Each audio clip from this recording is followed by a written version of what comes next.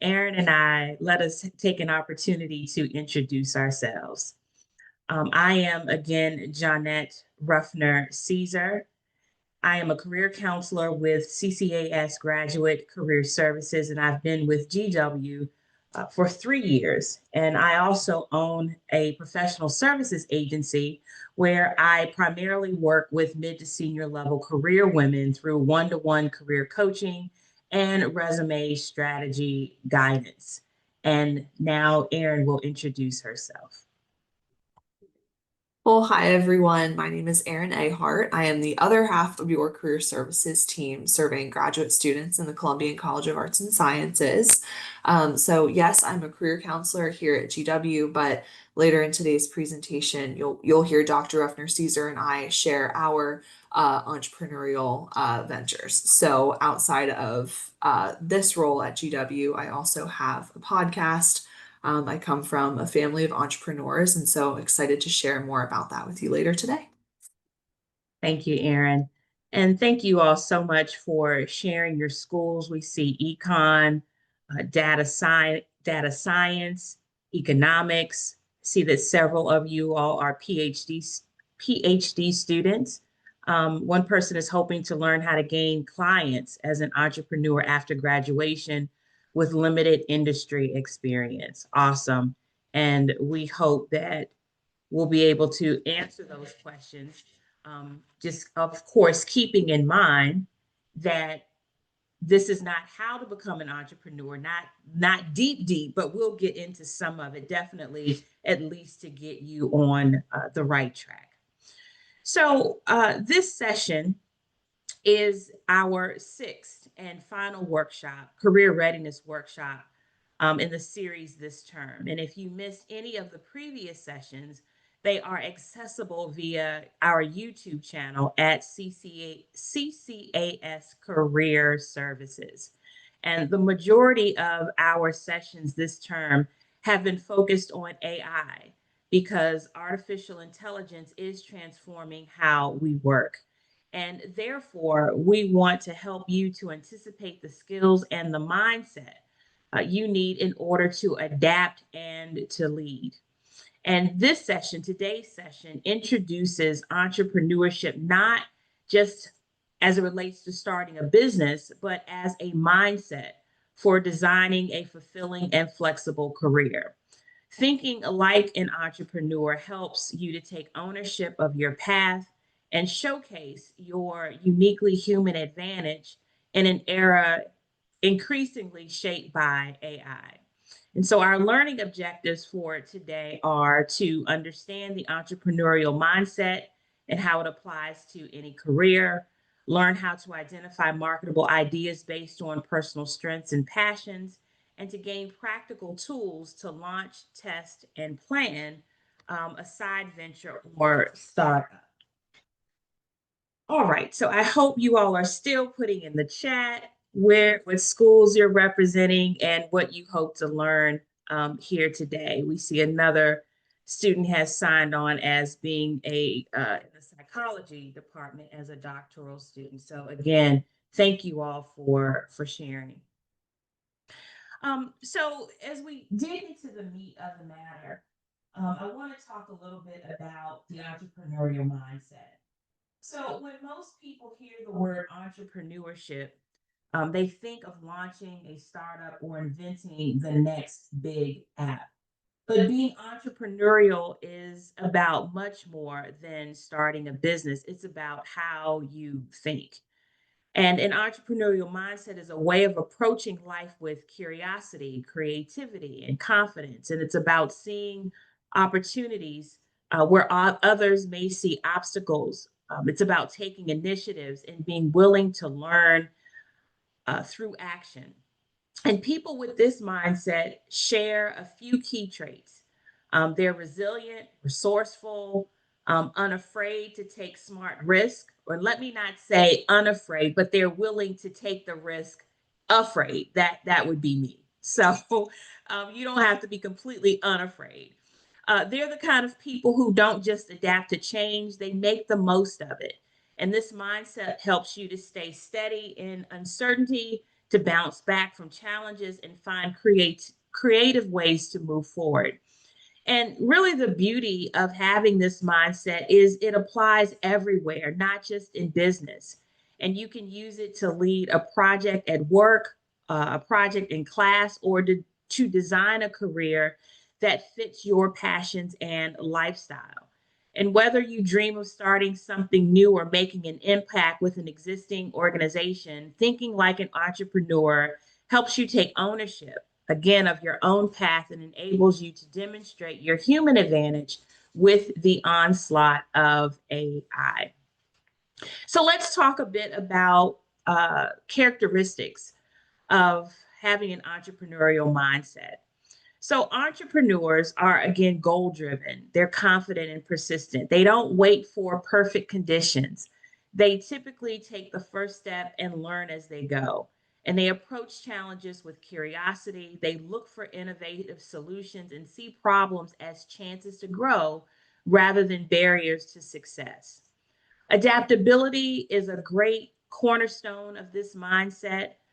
The world of work is constantly changing, new technologies, new industries, and new ways of working. And so those who can pivot, experiment, and evolve will definitely thrive. And we saw a huge component of that during the peak of the COVID pandemic. And entrepreneurs understand that flexibility isn't a backup plan, it really is a superpower. And so grasping it and adopting it really can really set you apart, not only as if you pursue entrepreneurship, but in your job search. And so some of the other, characteristics, you see them listed on the screen. You have resilience. These are people who often face setbacks and failures, but being resilient allows them to bounce back, to learn from the challenges or the mistakes, to keep moving forward. And this persistence is crucial in overcoming obstacles and achieving long-term goals. Another characteristic to be mindful of is risk tolerance. Successful entrepreneurs are willing to take calculated, and I want to underscore calculated risk. They assess potential outcomes and mark informed decisions, really understanding that risk is a part of the entrepreneurial journey. Vision and goal setting is another big component. Having a clear vision of what you want to achieve is essential.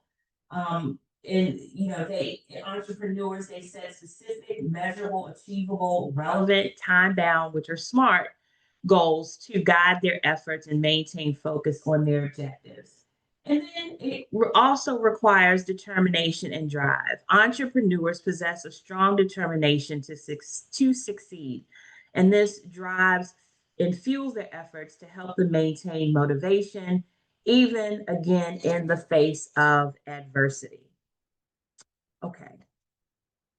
So, moving even deeper into the characteristics of the entrepreneurial mindset, if you were with us last week or the week before, we discussed the human advantage, specifically 5 human skills, not just five, but skills that AI can't replace.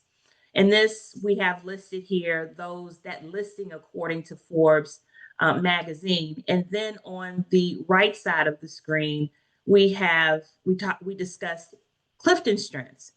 And if you're not familiar with Clifton Strengths, and just putting it in very simple terms, it's a tool that helps individuals to identify their top strengths and talents.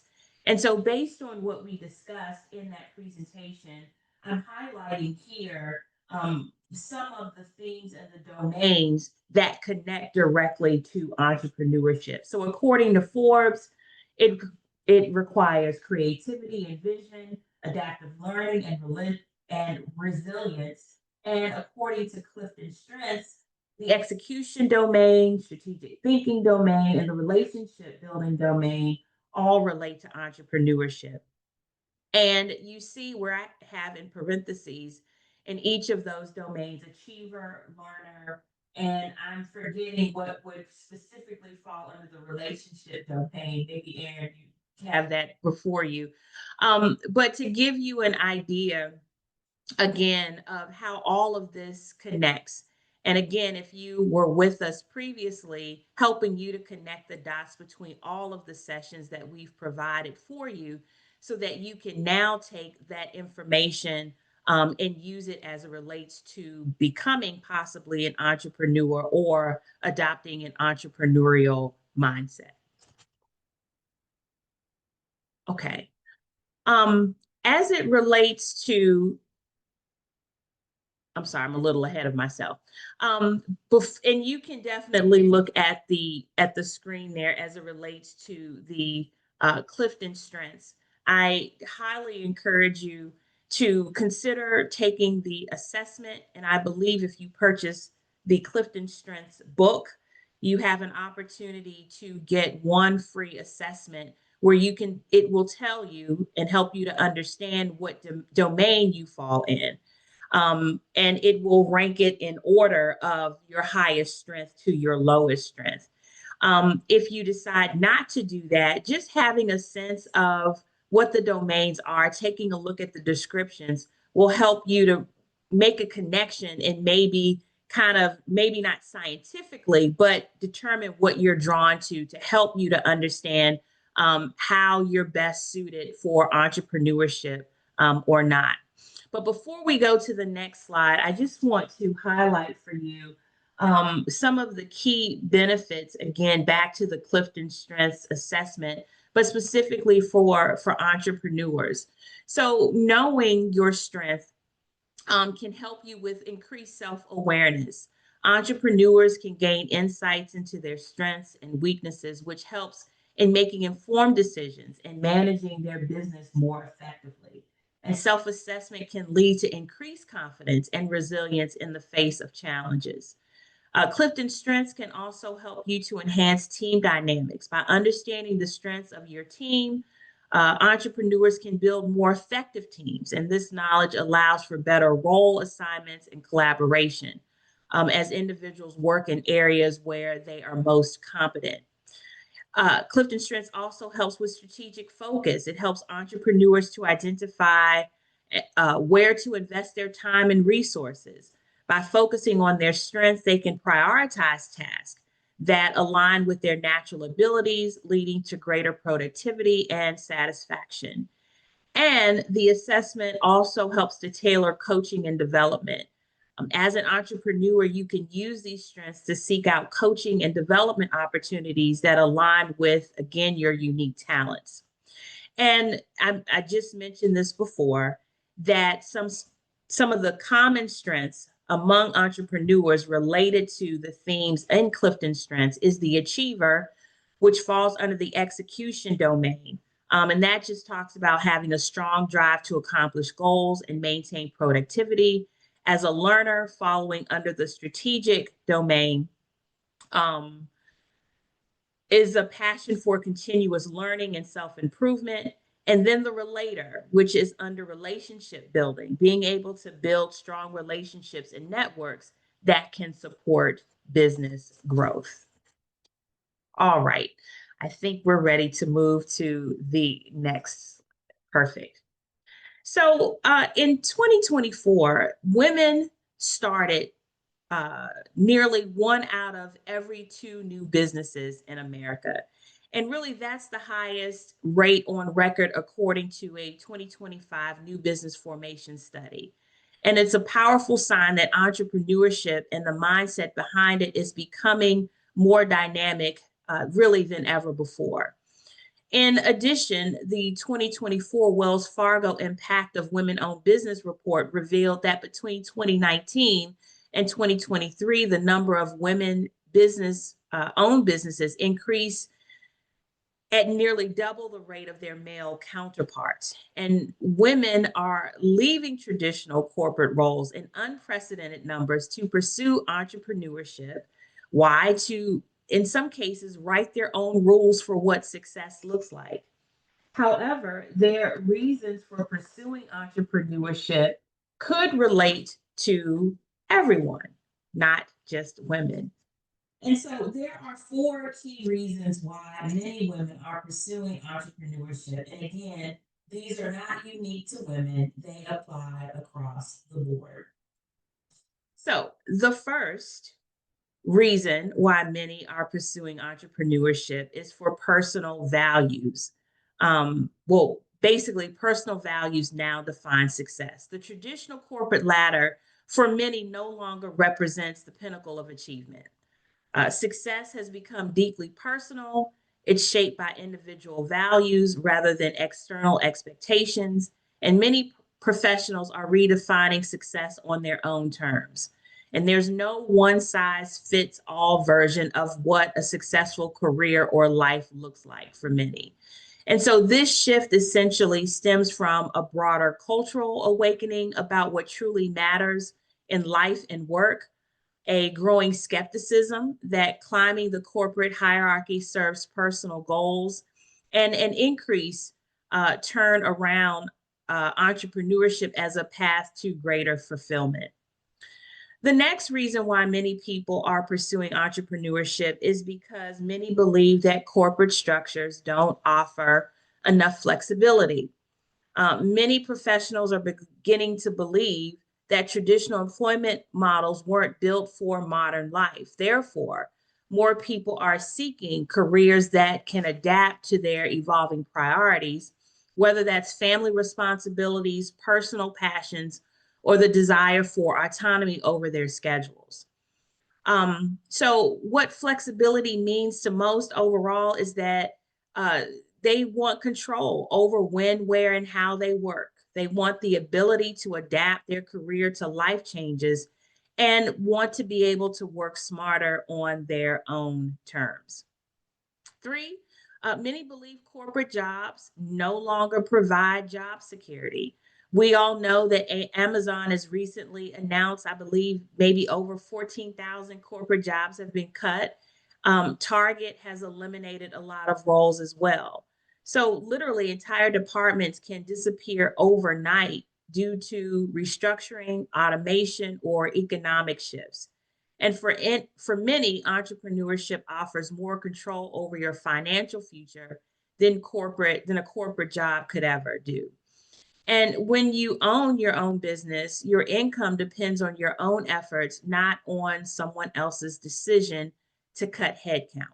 And so the bottom line of why many people are choosing entrepreneurship over a job is because of the mass layoffs. They believe building their own business means having more control over their career, and diversifying income streams provides more stability than a single employer. And finally, many professionals want mission driven work.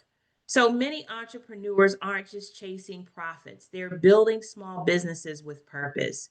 And the desire to create meaningful impact drives many people to leave stable corporate positions for the uncertainty of entrepreneurship. And so many mission driven businesses benefit from stronger employee attraction and retention through shared values. There's a deeper customer loyalty and word of mouth marketing, and greater resilience during difficult times because purpose fuels persistence. All right. So, moving yet a step further, there are many marketable business ideas specifically for students. So, social media has sparked a new wave of entrepreneurs, and the rise um, of entrepreneurship on social media has encouraged people to let them know this is accessible. This is something that I can do. And we've seen many on Instagram, LinkedIn, TikTok that basically showcase and show people how building a successful business is done. And so the digital community effect includes basically if you are creating a business using social media, you have real time access to diverse entrepreneurial models and success stories, but you also have practical insights into day to day business operations and challenges. And through social media, you're not only able to sell your own products and services by becoming, for instance, a social media influencer, but you're able to help others to share theirs by becoming maybe a social media manager. Small businesses are really always looking for individuals who have a grip on the social media platforms and someone that can help them to promote their business or services on all platforms. Franchising also offers a low risk entry point. So, for people who want to be their own boss but feel intimidated by starting from scratch, franchising presents a compelling middle ground. Franchise models provide proven systems, established branding, and built in support networks that significantly reduce the risk associated with new business ventures. The franchise advantage includes access to training programs, operational blueprints, and marketing resources. Also, established brand recognition that could take years to build independently can also be a plus. And through franchising, there typically is built-in support systems and peer networks of fellow franchisees. Other marketable business ideas include using your gifts, talents, and expertise. Maybe you're very skilled at building websites. You could become a web developer, using e commerce, maybe to sell your t shirts, artwork, keychains, all on Etsy, Pinterest, or Shopify. You could become a podcaster, blogger, or vlogger related to your area of study or expertise. You could become a tutor to someone or to secure gig work. Again, that could be a web developer. And gig work just means you're taking on freelance projects and you're operating as an independent contractor. Doing gig work covers everything from developing websites to singing at weddings. So these are all viable options. But if you are serious about pursuing entrepreneurship or adopting an entrepreneurial mindset as you seek traditional employment, I wanted to share with you 3 questions that you should really take some time to process. And the first question is, what problems can I solve with my academic program? And think broadly about this because every major from engineering to psychology teaches you a way of understanding the world. And maybe your design skills can make technology more human friendly, or maybe your environmental science background helps you see new ways to make communities sustainable. Your education gives you unique tools. And so the question is, how might you use them to create change? So thinking about what problems you can solve will definitely help you as you go throughout this journey to see what it is you can create. The second question is, what are the problems in your industry or field of study? Get specific. So every field has its pain points, insufficiencies, outdated systems, unmet needs. Entrepreneurs look at these not as frustrations, but as invitations to innovate. So, what frustrates you in your field? And that frustration just might be the seed for your next big idea. And the last question is, who needs your solution? Entrepreneurship always circles back to people.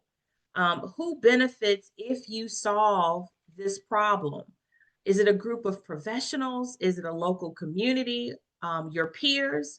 Understanding who you're helping keeps your ideas grounded in real needs and gives your work meaning. So, really, this process, again, isn't just about building a business, it's about shaping a fulfilling and flexible career. And when you think like an entrepreneur, you're not waiting for opportunities to appear, you're creating them. You're building a path that fits your strengths, your values, and your vision for the kind of impact you want to have. And again, in a world increasingly influenced by AI and automation, your ability to think creatively, to connect ideas, and solve human problems is your competitive advantage. And entrepreneurship isn't about competing with machines, it's about amplifying what makes you uniquely human, your curiosity, your empathy, and your imagination. So, as you continue your studies, don't just focus on learning the material. Look at problems that you can solve, the people who need your ideas, and the opportunities to turn your knowledge into something meaningful. Okay. But before you take this plunge, it would be irresponsible of us not to give you some things to consider. So here are four things that are really critical if you are thinking about um, seriously like full-time entrepreneurship. So tip one, before making any major career moves, write down your personal definition of success in specific measurable terms. If you find yourself describing someone else's achievements using vague terms, you haven't fully defined uh, what success is yet. And so your definition should be so clear, you know instantly whether you're living it or not. Tip two, track your energy and productivity patterns. If your current job structure conflicts with your natural rhythms and priorities more than 50–60% of the time, that could be a signal that entrepreneurship might serve you better. Tip three, if you're concerned about leaving your traditional job or not pursuing a traditional job at all, start your business as a side hustle while still employed. Please, please, please test your concept, build a client base, and validate your income potential before making this leap. Many successful entrepreneurs launch this way, reducing risk while their business model works. And last but not least, define your business mission in one sentence. So here's how the sentence could look. We help, and then you would identify your audience, achieve what? What is the outcome? So they can do what? So, for example, for my private business, I teach mid to senior level career women to do what? How to obtain professional peace. For what purpose? So they can thrive personally and professionally. That's one sentence without definition and gives, even though someone might inquire, well, what is professional peace? It still gives a pretty good scope of who I work with and why I work with those individuals. So if you struggle to complete a sentence like this clearly, spend a bit more time refining your purpose. This is really a really important exercise, and I know from experience, because a vague mission won't sustain you through all of the entrepreneurship challenges. So I hope that's helpful. I hope that provides a really good foundation for the mindset that you need and prepares you for the next session. And Erin will kick off here to talk about practical tools to launch, test, and plan a business. Great. So Dr. Ruffner-Ceaser already shared some amazing tips for how you can prepare yourself and explore entrepreneurship, both as a career and as a mindset, and also provided some concrete examples of ways that you could potentially start your own business as a student. So if you're interested in starting your own business, what should you do? Today, I want to share that we are not explaining how to create a business plan. This is not a step-by-step process necessarily, but I do want to share some more practical tools that you can use to launch, test, and plan a business as a student, and really explore and see if this is the right choice for you. So the first tool I want to talk about and recommendation that I have is to embody a continuous state of learning. I have always been the kind of person, and it's one of the reasons why I love being a career coach who loves learning about a lot of different things. So I love learning about all the different careers and businesses that people choose to pursue. But adopting a state of continuous learning is a great way to know if you truly have the sustained energy and drive that is required to start your own business if you constantly feel yourself being pulled or called to learn more about the specific topic or business that you're interested in. If you're really invested in starting this, you will really never get sick of learning about this topic or this business. So I'm really interested in podcasting. I'm always listening to podcasts. And even if I'm not listening to a business related podcast, I'm listening to other podcasts and identifying what I do and don't like about the way that those hosts conduct themselves or the way that they share information on a specific piece of content. And I'm always trying to think about what I can incorporate from others that I can take into my own podcast and business. So I would encourage you to find 3 YouTubers, podcasters, or content creators that energize you and provide extremely valuable advice for how to do the thing that you want to do. So, one example is a podcast called Work Party. And Work Party is a podcast for female entrepreneurs that is hosted by a company called Create and Cultivate.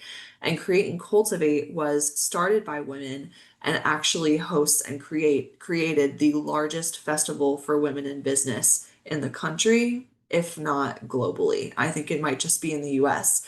But it's an amazing organization. And I listen to this podcast to learn more about entrepreneurship as a woman myself. And so, an example of a YouTuber, this is someone who Dr. Ruffner-Ceaser and I both listen to, Omar El Takouri. He really taught me about videography and the skills that I needed to gain to create the video portion of my podcast. And so those are my examples of people that I'm always learning from.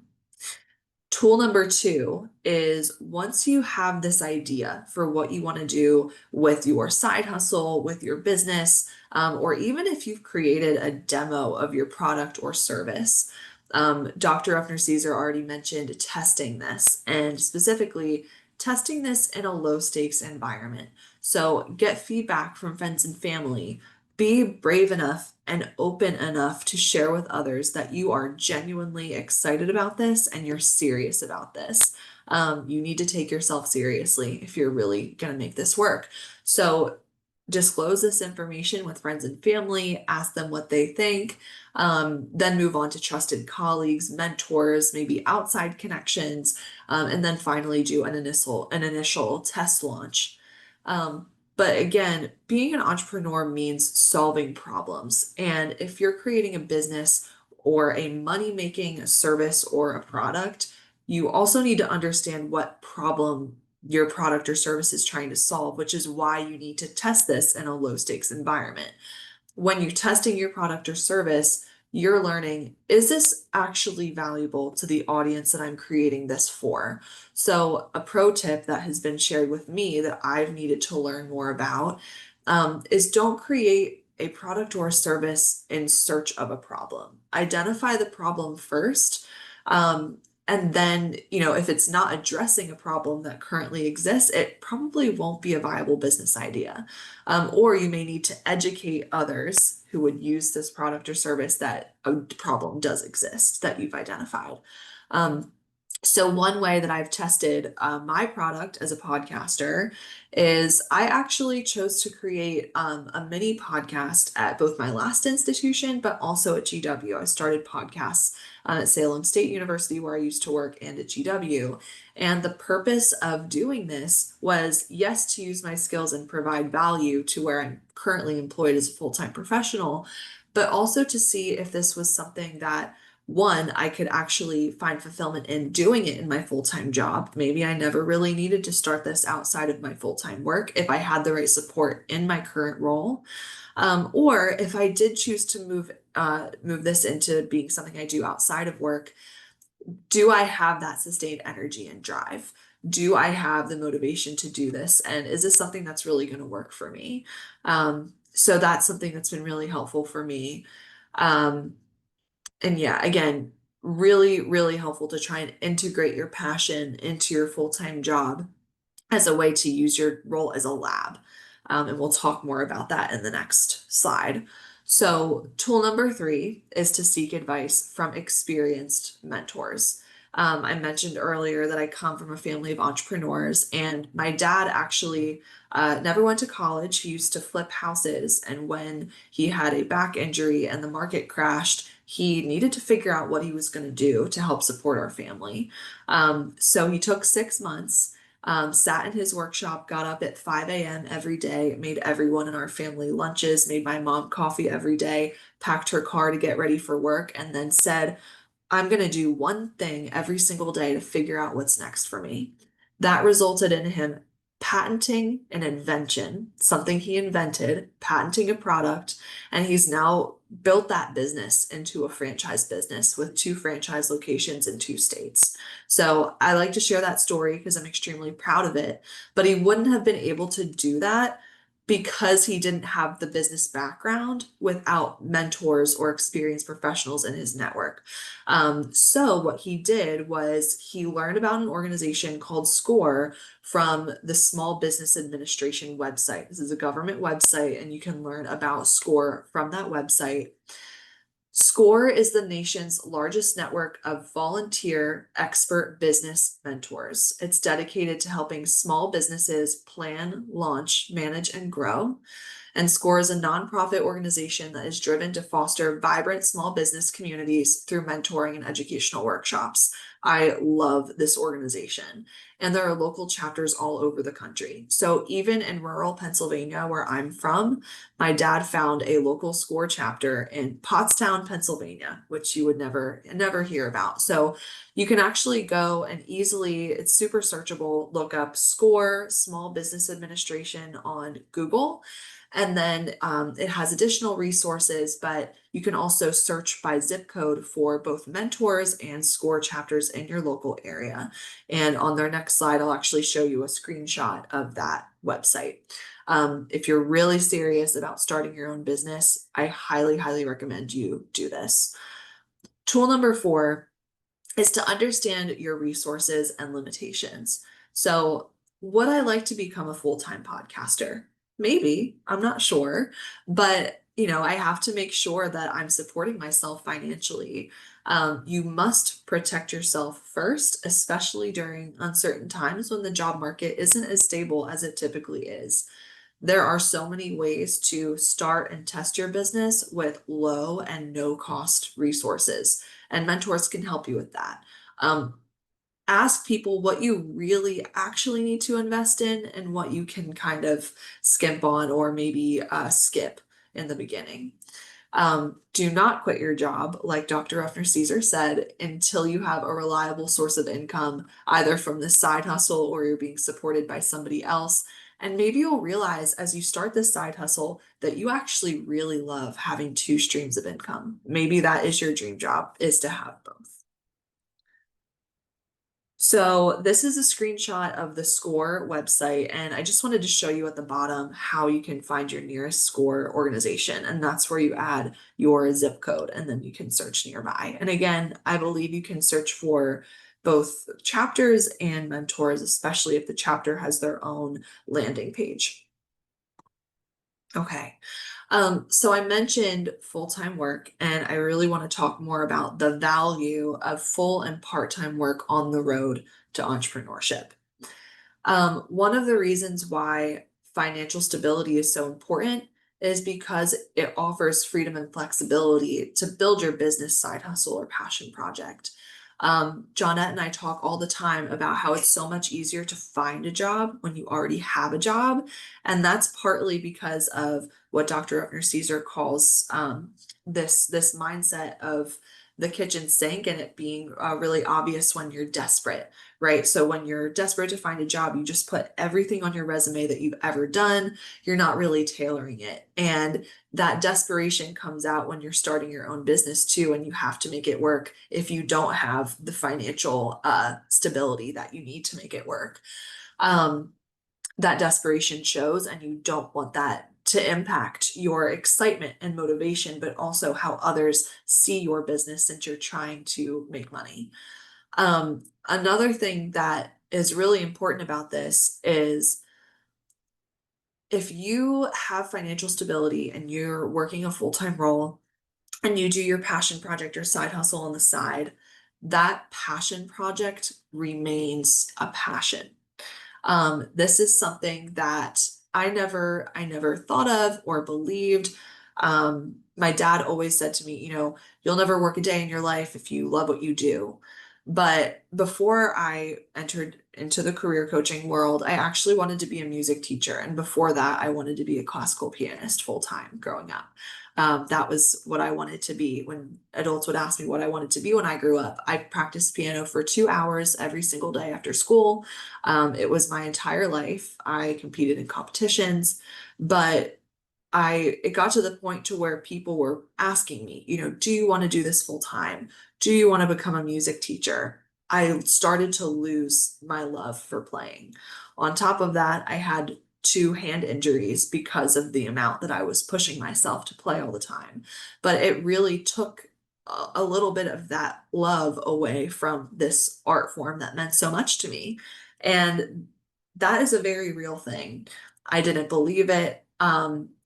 And you kind of don't really realize it until you give too much to that passion project, or you make a decision to make your passion full time. But that's also something that I just want to forewarn you about.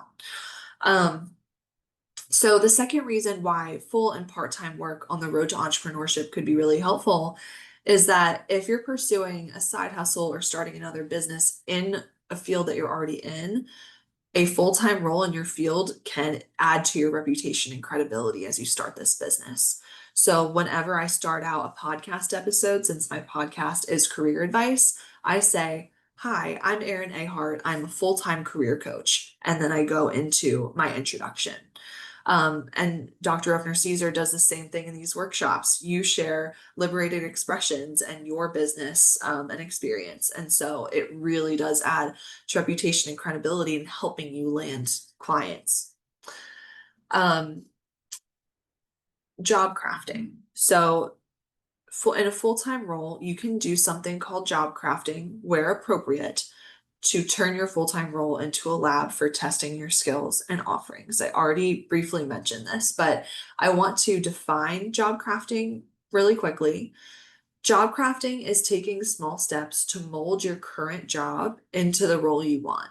This could happen on a large scale, like legitimately changing the core functions of your roles if your supervisor is up for that.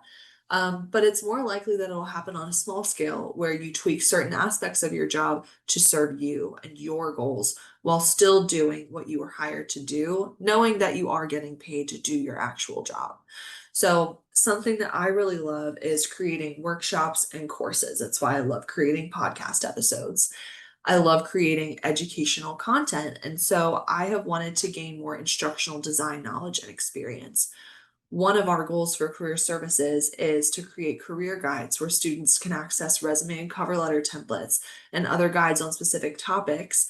And when creating these guides, I brought to my supervisor, would you be comfortable if I changed the modality that these guides were delivered in? So instead of creating a PDF, I would like to train myself to use an instructional design platform to learn a new skill and actually create guides that are better for our students.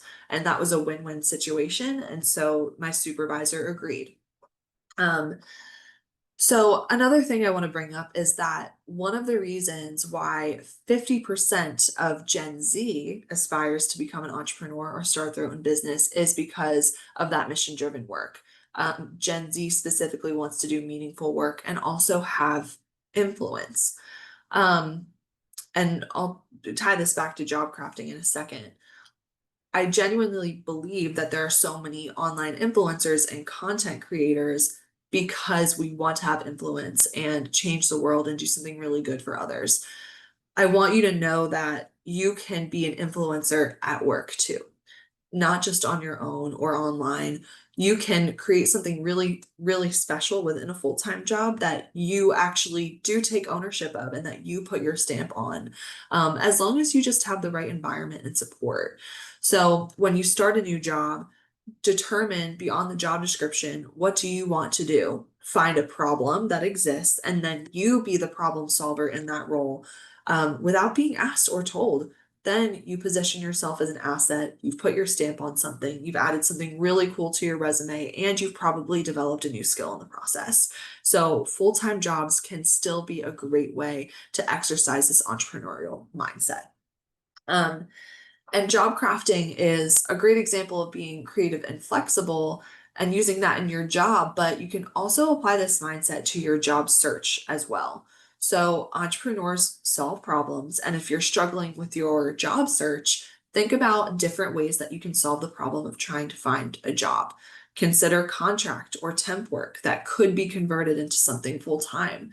Consider part-time work paired with a side hustle, as long as your health insurance is taken care of by somebody else who's supporting you. And then consider applying for a role that you normally wouldn't have even looked at, but that could offer amazing opportunities for growth.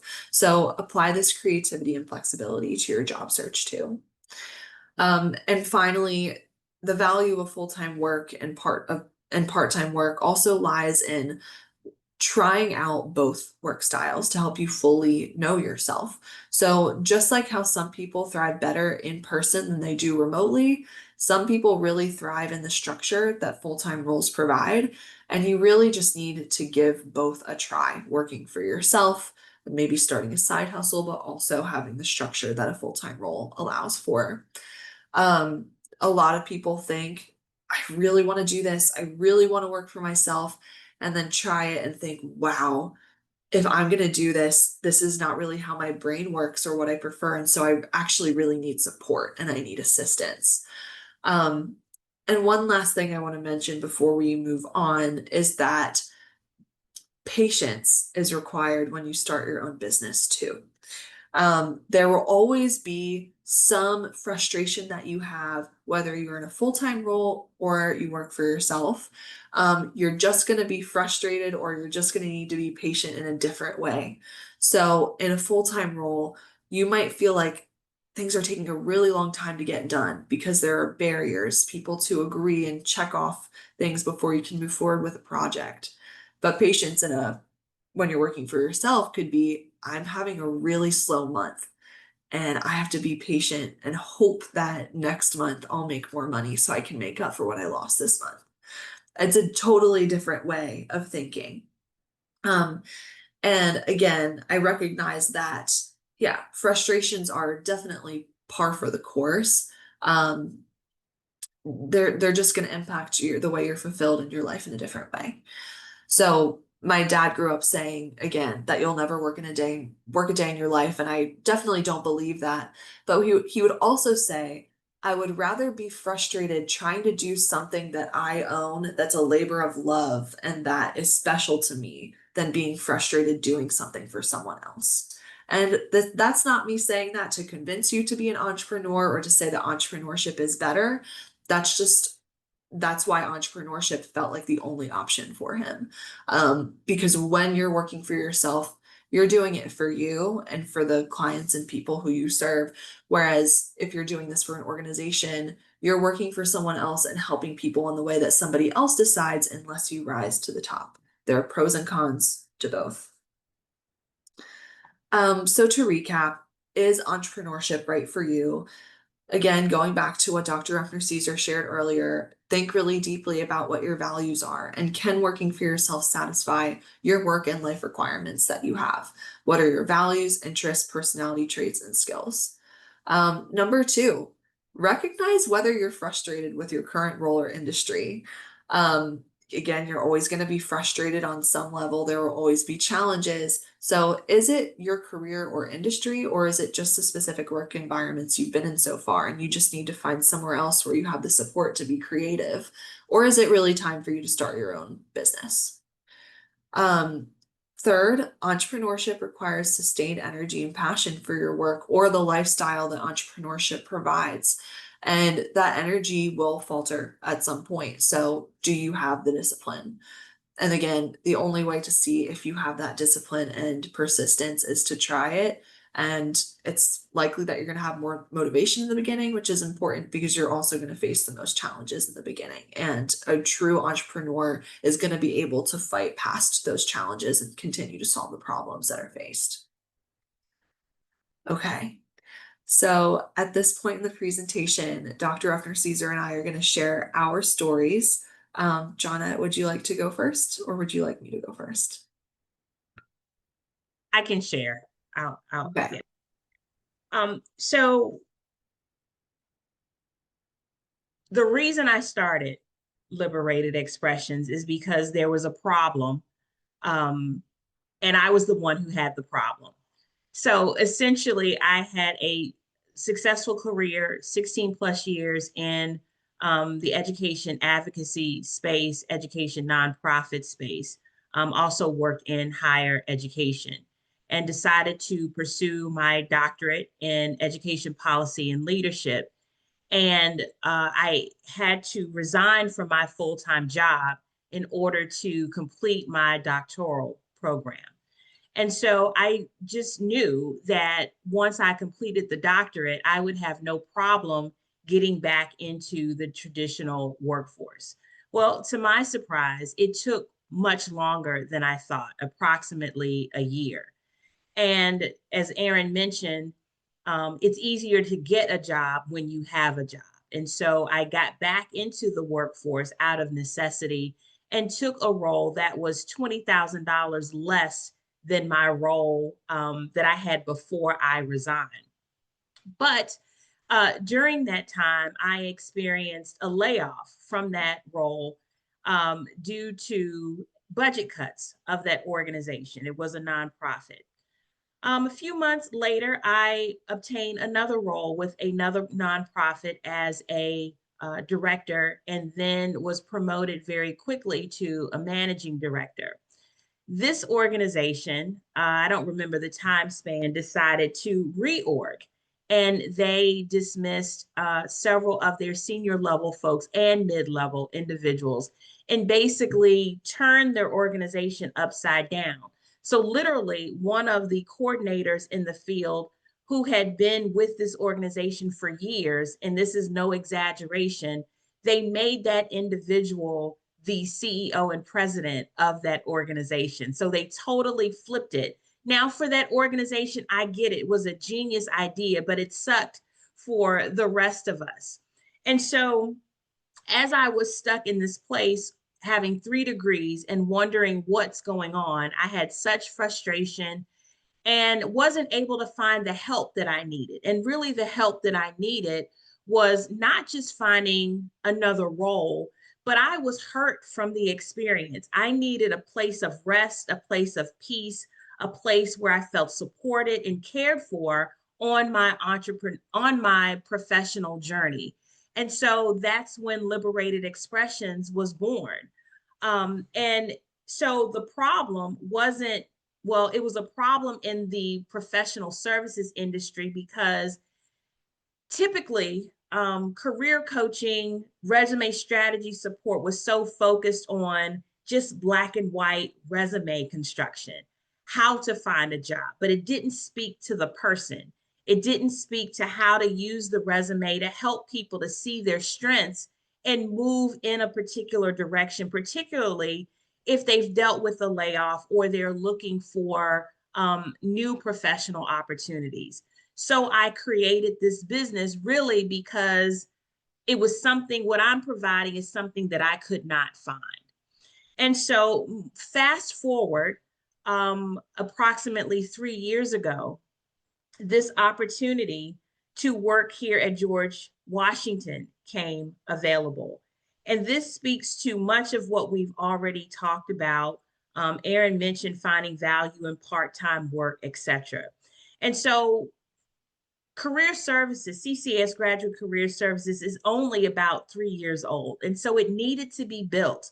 And they were looking for individuals who had a significant background being able to build and provide workshops that support students.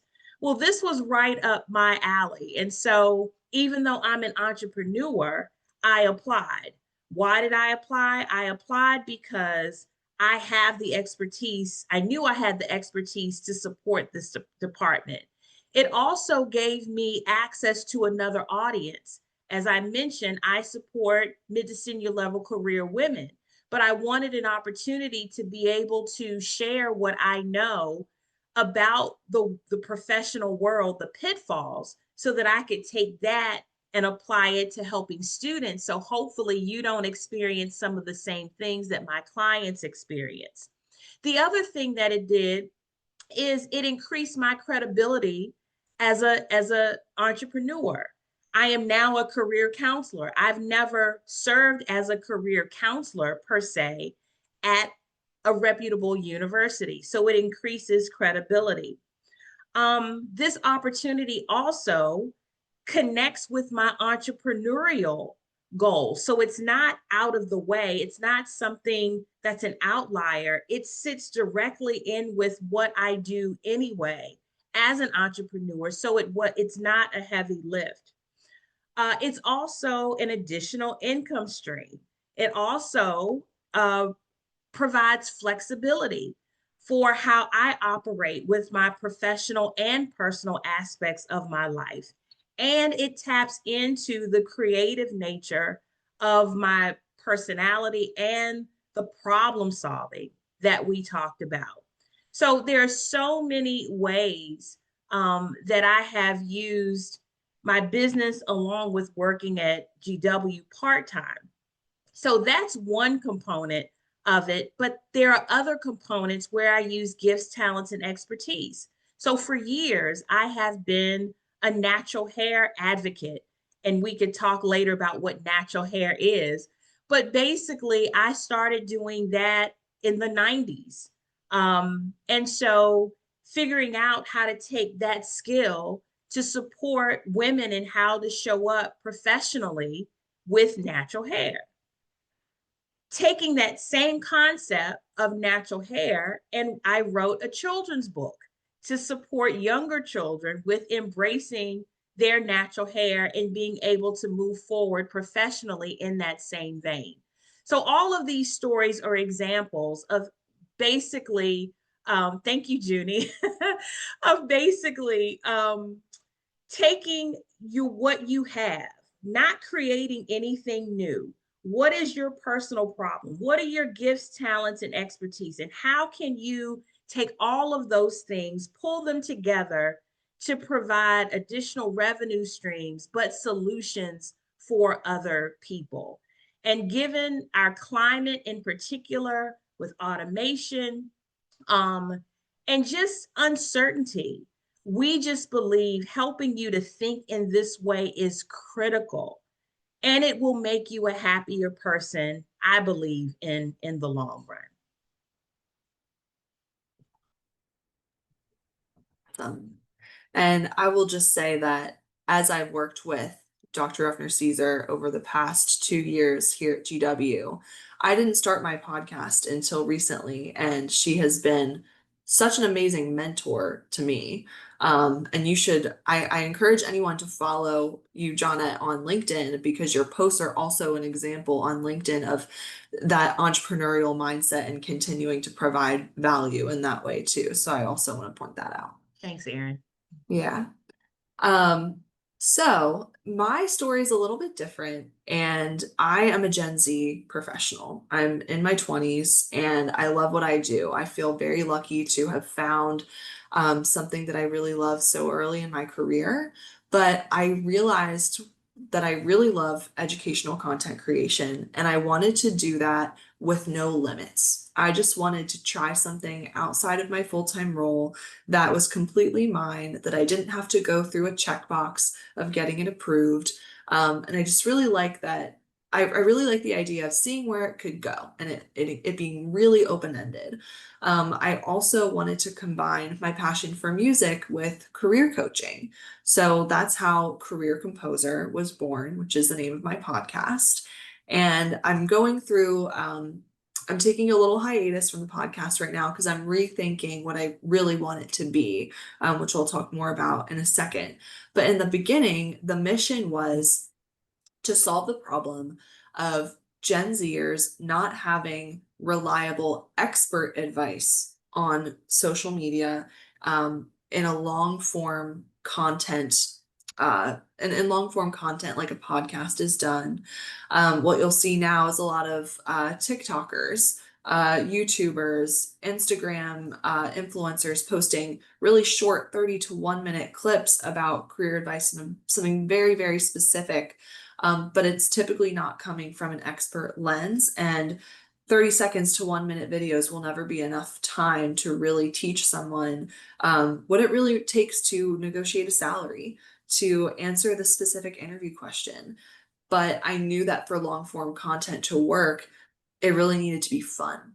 And so that's why I thought, well, maybe adding in this music element could help to create that more fun atmosphere. And because I'm Gen Z, I thought this is something that could really land because I resonate and share the experiences of people who would potentially listen to this podcast.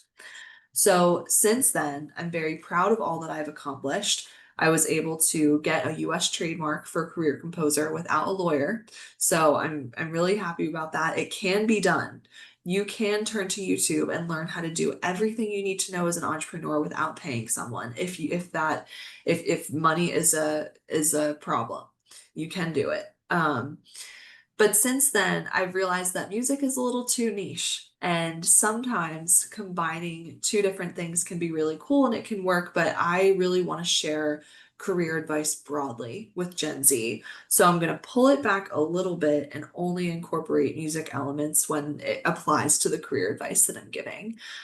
So that's what you can expect if you choose to check out the podcast. In 2026, we have some really cool guests coming on. And it's just going to be a little bit different, shorter episodes. And that's part of being an entrepreneur too, is seeing what works and what doesn't, and not getting in your own way and having the ego to think, I need to continue to push forward with this if you realize that it might not be working. So I'm also saying this to share that it doesn't always have to be linear. You're probably going to fail the first time you try, and that's why you adapt. So when my dad originally patented his product, it's a closet business and it was created with real wood. But because of manufacturing issues and availability, and while he wanted it to stay real wood because there's like credibility and reputation that comes with that, if it's a closet, you want to know it's real wood. He had to pivot, and now he does like some weird blend for this product, and then he got a new patent for this new thing, and it works better, and he was able to find a manufacturer, still manufactured in the US, but and grow this. So it's not always gonna work on your first try, is what I'm trying to say with this story. Um, yeah, and so I've been on and off with the podcast over the past year. I'm happy to share that, and I'm committed to starting a new journey with it in 2026 that I'm really excited for. And you will also get to a point you can alter it so many times, but then at some point you really have to go for full force and say it's going to be now or never. And I've reached that point, and yeah, that's definitely where I'm at right now. One other thing that I wanted to share, actually something that I didn't plan to share today, but that I want to add. We talked about social media, and my younger sister was actually TikTok famous and used that to get the current job that she has now. So in high school, my sister had 575,000 followers on TikTok. She gained brand partnerships with the NFL, a teeth whitening company, healthcare supplements. A bunch of other brands had reached out to her simply because she's funny. These were comedic videos. She landed her first job as a social media strategist for a vintage video game company. This was her first first job out of college, and within 4 months, she was promoted to manager. And the CEO of this company had no idea about her TikTok account, but in one meeting, she was brave enough to share some of her old videos and say, "I think this could be a really good idea." And despite them being really funny, quirky videos, the CEO of the company actually said to her in this meeting a couple weeks ago, "I can't believe I didn't see this sooner. I want more of that, and I want you to bring that to our company." So not only does she do social media full time, but her side hustle at the time actually has helped her grow to where she is now. And then one last thing about gig work, I'm also a piano player. And so recently, it took a long time for me to get the word out, but word of mouth is really important when it comes to musicians and gig work. And finally, I am now gigging in the DMV. and get paid per gig. It's usually typically about an hour. I play for churches and musical theater groups, so that's another way that I am adopting and displaying the entrepreneurial mindset every day. So that's my story, and I'm always inspired by you, Johnette, every time you share yours. So it was great hearing that again. But Thank you. And great stories, Erin. And everyone, please follow Career Composer. I think it's the best, it's the most genius idea of pulling what I call all of yourselves into one car and taking this journey. So it really is lovely. And I think that you all would benefit from taking a look as well. thank you. You're welcome. And that is about all we have, unless you had something else to add or close us out, Johnette.